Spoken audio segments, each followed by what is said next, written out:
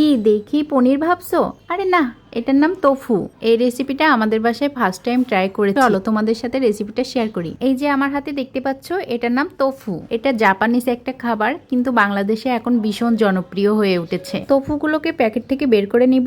এখন পনিরের মতো ছোট ছোট টুকরো করে নিব।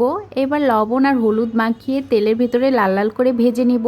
ওই ভেজে রাখা তেলের ভেতরে পেঁয়াজ কুচি দিয়ে দিব। পেঁয়াজটা লাল লাল করে ভাজা হয়ে গেলে এর ভেতরে আদা বাটা, রসুন বাটা, শুকনা মরিচ বাটা আর জিরা বাটা দিয়ে ভালো করে কষিয়ে নেব। এরপর তোপুগুলোকে দিয়ে সুন্দর মতো কষিয়ে নিব। এবার পরিমাণ মতো ফুটান্ত গরম জল দিয়ে দিব। না দিয়ে কিছুক্ষণ ঢেকে রেখেছিলাম। ঝোলটা মাখা মাখা হয়ে গেলে গরম মশলা গুঁড়ি দিয়ে আর একটু কাঁচা মরিচ দিয়ে তোপুগুলোকে নামিয়ে নিলাম। তোমরা অনেকেই ভাবতে পারো তোফু আবার কি, তাই আমি একটু সংক্ষেপে তোমাদেরকে বলি। তোফু দেখতে অনেকটাই পনিরের মতো, তবে এর উৎসটা একটু ভিন্ন। পনির তৈরি হয় সাধারণত গরুর দুধ থেকে, আর তোফু তৈরি হয় আমরা যে সয়াবিন তেলটা ইউজ করি সেই সয়াবিন গাছের বীজ থেকে। পনিরের তুলনায় এটার দামটাও কম, আবার খেতেও একটু অন্যরকম। তো আজকে রাতের মেনু ছিল সাদা ভাত, সাদা শাক ভাজি, ঝিঙা আলু চিংড়ির তরকারি, আর ছিল স্পেশাল তোফুর কারি।